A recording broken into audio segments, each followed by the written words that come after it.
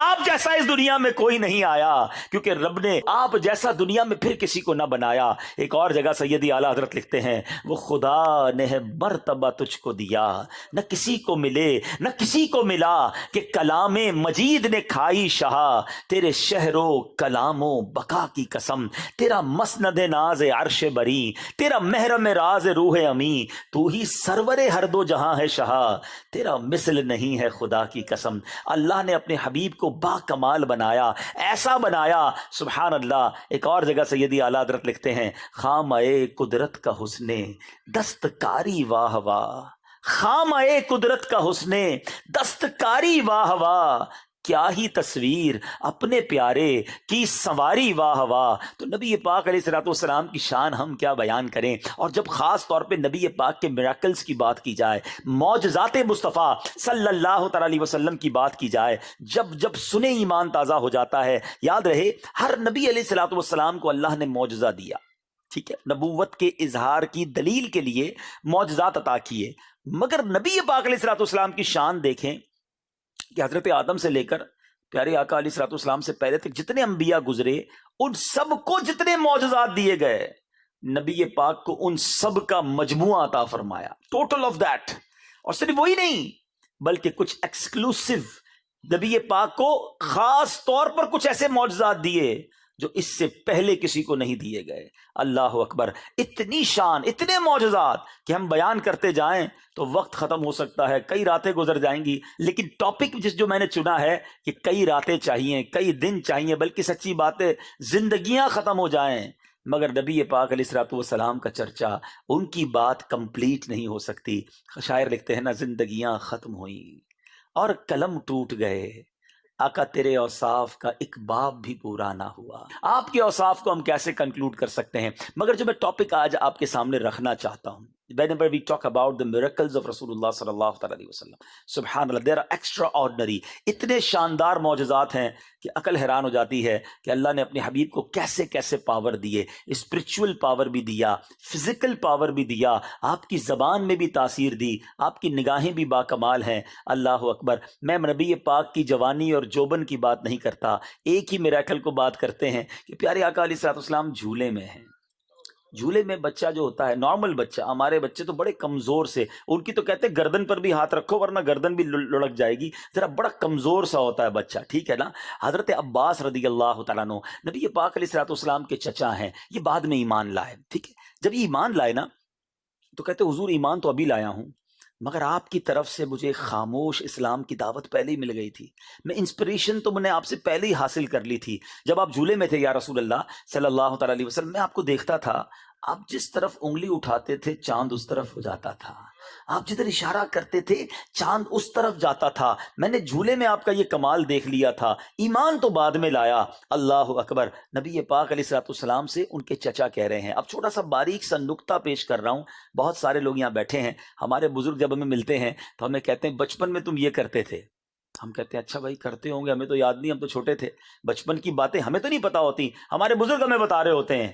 مگر نبی پاک نے یہ نہ کہا کہ چچا جان مجھے نہیں معلوم کہ جھولے میں کیا ہوتا تھا۔ آقا فرماتے ہیں جی چچا جان، میں جس طرف اشارہ کرتا تھا چاند اس طرف جاتا تھا، میں چاند سے باتیں کرتا تھا، چاند مجھ سے باتیں کرتا تھا، اور چاند اللہ کی بارگاہ میں جو تسبیح کرتا تھا، اے چچا میں اس تسبیح کو بھی سنا کرتا تھا۔ اللہ اکبر۔ میرے آقا وہ ہیں جو ابھی پنگوڑے میں ہیں، ابھی جھولے میں ہیں، اور سماعت کا عالم یہ ہے کہ چاند کی تسبیح کی آواز سن رہے ہیں، پاور کا عالم یہ ہے کہ جدھر اشارہ فرما رہے ہیں ادھر کو چاند جا رہا ہے۔ پھر کیوں نہ بریلی کے تاجدار لکھیں کہ چاند جھک جاتا جدھر، اگلی اٹھاتے مہد میں، کیا ہی چلتا تھا اشاروں پر کھلونا نور کا۔ تو there are so many miracles۔ مگر ایک کمال کی بات آج میں بتاؤں، علماء کہتے ہیں کہ نبی پاک علیہ الصلوۃ والسلام کے جتنے معجزات ہیں نا، no doubt there are so beautiful، مگر جو کیلیبر ہے، جو نبی پاک کا سٹیٹس ہے، اس کے مطابق تو یہ نارمل سی باتیں ہیں۔ نبی پاک کا جو مقام ہے نا، اس کے مطابق صرف دو ہی معجزات ہیں، ہے نا کمال کی بات؟ چاند کے دو ٹکڑے کرنا، سورج کو واپس پلٹانا، کنکریوں کا کلمہ پڑھنا، نبی پاک کے لیے درخت آ کر سجدہ کرتے، جانور گفتگو کرتے، کہ یہ ساری باتیں نارمل ہیں۔ پیارے آقا کا جو مقام ہے یہ سب اٹ از نارمل فار ہم۔ اسپیشل دو ہی معجزات ہیں جو نبی پاک کے کیلیبر اور آپ کے سٹیٹس کے مطابق ہیں۔ وہ کون سے ہیں؟ علماء کہتے ہیں ایک ہے معراج کا معجزہ، جب اللہ کے حبیب علیہ الصلوۃ والسلام کو رب نے اپنے پاس بلایا، اپنا دیدار کروایا۔ یاد رہے کائنات میں کوئی اور نہیں ہے جس نے اللہ کو اپنی آنکھوں سے دیکھا ہو، جاگتی آنکھوں سے دیکھا ہو، کلام اس طرح کیا ہو اور دیدار بھی کیا ہو۔ صرف نبی پاک علیہ الصلوۃ والسلام کو یہ مرتبہ اور یہ شان عطا کی گئی۔ اور ایک چلیں چھوٹا سا مسکنسیپشن بھی ساتھ ساتھ دور کر دوں، بڑی ڈیبیٹ ہوتی ہے کہ نبی پاک کے پاس علم غیب تھا کہ نہیں۔ یاد رہے یہ متفقہ اصول ہے کہ اللہ تبارک و تعالی اس کائنات کا سب سے بڑا غیب ہے، کیونکہ اس کو اس سے پہلے کسی اور نے نہیں دیکھا۔ تو جب رب عز و جل نے اپنا آپ ہی اپنے حبیب سے نہ چھپایا تو پھر اور کیا چھپانا ہے۔ سیدی اعلیٰ حضرت لکھتے ہیں اور کوئی غیب کیا تم سے نہاں ہو بھلا، آقا جب نہ خدا ہی چھپا تم پہ کروڑوں درود۔ تو رب نے اپنے حبیب کو سب عطا فرمایا۔ تو بہرحال ایک ہے معراج۔ اچھا اب تک میں نے جتنے معجزات بیان کیے ہیں وہ معجزات ہم نے دیکھے نہیں ہیں، ہم آئی وٹنس نہیں ہیں اس کے، سنتے ہیں تو ایمان تازہ ہو رہا ہے۔ میں دیکھ رہا ہوں چہروں پر ایک خوشی کا سما ہے، کیونکہ نبی پاک سے جس کو محبت ہوگی نا، وہ جب بھی پیارے آقا کا کمال سنے گا تو اس کا حوصلہ بڑھے گا، انتھوزیزم بڑھے گا، انرجی بڑھے گی۔ مگر we are not eyewitness of those miracles. لیکن اب جو میں معجزہ بتانے جا رہا ہوں نا، اعظم المعجزات اسے کہا جاتا ہے، اور وہ معجزہ آج بھی ہمارے درمیان موجود ہے۔ ہم اس کو آج بھی دیکھ سکتے ہیں، ہم اس سے آج بھی برکت لے سکتے ہیں۔ سب سے بڑا معجزہ بھی ہے اور ہم اس سے برکت لے سکتے ہیں، اور وہ ہے قرآن مجید فرقان حمید، جو نبی پاک کے قلب اقدس پر نازل ہوا۔ سینہ مصطفیٰ صلی اللہ تعالی علیہ وسلم کو وہ پاور دی گئی کہ نبی پاک کی قلب اقدس پر قرآن کا نزول ہوتا ہے۔ تو اللہ پاک نے یہ جو معجزہ عطا فرمایا، قرآن خود کہتا ہے اگر اس قرآن کو کسی پہاڑ پر نازل کرتے تو وہ پہاڑ ریزہ ریزہ ہو جاتا۔ سوچئے قلب مصطفیٰ کی طاقت کا عالم کیا ہوگا۔ صلی اللہ تعالی علیہ وسلم جب وحی نازل ہوتی تھی نا، تو نبی پاک علیہ الصلوۃ والسلام کے چہرے پر پسینے کے آثار آتے تھے، ایک کیفیت بن جاتی تھی۔ صحابہ ریئلائز کر لیتے کہ جبریل امین آئے ہوئے ہیں اور قرآن کی وحی کا سلسلہ جاری ہے۔ سورہ مائدہ کی تفسیر میں لکھا کہ جب سورہ مائدہ کا نزول ہوا نا تو اتنا بوجھ اس وحی کا تھا کہ نبی پاک ایک اونٹنی پر سوار تھے، وہ اونٹنی زمین سے لگ گئی کیونکہ اس بوجھ کو وہ بھی نہ اٹھا سکی، مگر قلب مصطفیٰ صلی اللہ تعالی علیہ وسلم کو اللہ نے یہ برکت عطا فرمائی۔ تو بہرحال قرآن آج بھی ہمارے ساتھ ہے۔ یہ معجزہ تو ہم دیکھ سکتے ہیں نا، اس کی برکتیں تو لوٹ سکتے ہیں، اس کو تو انڈرسٹینڈ کر سکتے ہیں، مگر انفارچونیٹلی آج بہت بڑی تعداد قرآن نہیں پڑھتی ہے، نہ قرآن ریئلائز کرتے ہیں، نہ قرآن انڈرسٹینڈ کرتے ہیں۔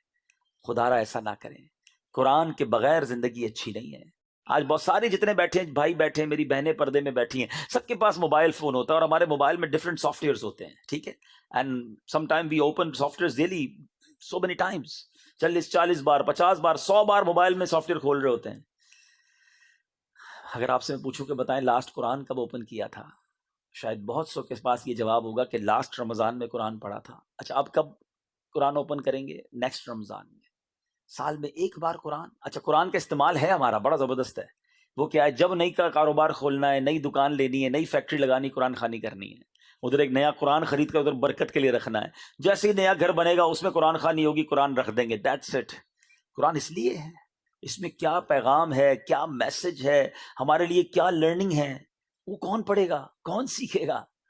ایسا نہ کریں۔ اے نبی پاک سے محبت کرنے والوں، میں آپ کو آپ کے آقا علیہ الصلوۃ والسلام کے سب سے بڑے معجزے قرآن کی دعوت دینے آیا ہوں کہ قرآن سے دوستی کر لیں۔ اچھا ایک اور بات بتاؤں، یہ جو موبائل فون یوز کرنے والے ہیں، جب میں اور آپ قبر میں جائیں گے نا، ہمارے سارے سافٹ ویئر آف لائن ہو جائیں گے، اور لوگ دیکھیں گے کہ یار 3 دن ہو گئے آن لائن نہیں ہوا ہے، 4 دن ہو گئے آن لائن نہیں ہوا ہے، 6 مہینے ہو گئے آن لائن نہیں ہوا ہے۔ میں آپ کو اپنی زندگی کا ایک واقعہ سناتا ہوں، پھر بات زیادہ سمجھ آئے گی۔ ایک بار میرے پاس کس بندے کی امانت تھی، ایک فائل میرے پاس رہ گئی تھی، پرانی فائلیں چیک کر رہا تھا، وہ فائل نکل آئی، ارے میں نے کہا یہ تو ان کی فائل ہے، تو میں نے نمبر پہ فون کیا، 5 10 7 8 سال ہو گئے تھے، رابطہ نہیں ہوا، فون نہیں اٹھے، سارے فون بند، دونوں نمبر تھے دونوں بند۔ میں نے کہا یار کیسے ڈھونڈوں ان کو، میں نے کہا کوئی بندہ ایسا ہوتا نہیں جو فیس بک پہ نہ ہو۔ میں گیا فیس بک پہ، ان کا نام ڈالا تو فیس بک پہ آ گئے، چیک کرتا گیا تو 1 سال ہو گیا تھا، اس نے کوئی نئی پوسٹ نہیں لگائی تھی، لاسٹ 1 ایئر سے ایکٹیویٹی نہیں تھی۔ میں نے کہا ایسا ہوتا نہیں ہے، کچھ نہ کچھ تو چل ہی رہا ہوتا ہے۔ میں اباؤٹ میں گیا، ان کے بیٹے کا مجھے پروفائل مل گیا، میں نے ان کے بیٹے کے پروفائل پہ کلک کیا، میں پیچھے جاتا رہا، ان کے بیٹے کا نمبر مل گیا، میں نے ان کو فون کیا، میں نے کہا فلاں کے بیٹے، کہتے ہیں ہاں، میں نے کہا والد صاحب سے بات کرائیں، کا ابو کا 1 سال پہلے انتقال ہو گیا ہے، جب سے وہ آف لائن ہو گیا ہے، یہ بات میں بیانات میں کرتا تھا، اب میری آنکھوں کے سامنے آ گیا کہ وین ایور وی ڈائی ہمارے سارے سافٹ ویئر آف لائن ہو جائیں گے. پیپل وانٹ ٹو سرچ کریں گے ہمیں کدھر گیا، کئی دن ہو گئے آن لائن نہیں ہوا، تو پھر اطلاع آئے گی کہ وہ قبر میں چلا گیا ہے. جب ہم قبر میں جائیں گے نا تو کوئی سافٹ ویئر آن لائن نہیں ہوگا، مگر میں آپ کو بتاؤں قرآن قبر میں بھی آن لائن ہوگا. حدیث پاک کا مضمون ہے قرآن قبر میں شفاعت کرے گا، نور کا کام دے گا.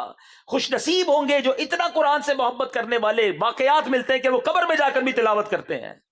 اللہ ایسی قرآن سے محبت دے. مگر پرابلم یہ ہے سب سافٹ ویئر آن ہیں، قرآن آف لائن ہے. قرآن آن لائن کرو، قرآن کے ساتھ زندگی گزارو. یہ میرے رب کا کلام اور نبی پاک کا معجزہ ہے. مجھے بتائیے قرآن میسج کس کا ہے؟ ذرا جواب دیجئے، زور سے جواب دیتے. اللہ کا ہی نام لے رہے ہو نا، اس میں کیا شرمانا؟ کس کا میسج ہے؟ اللہ کا میسج ہے نا.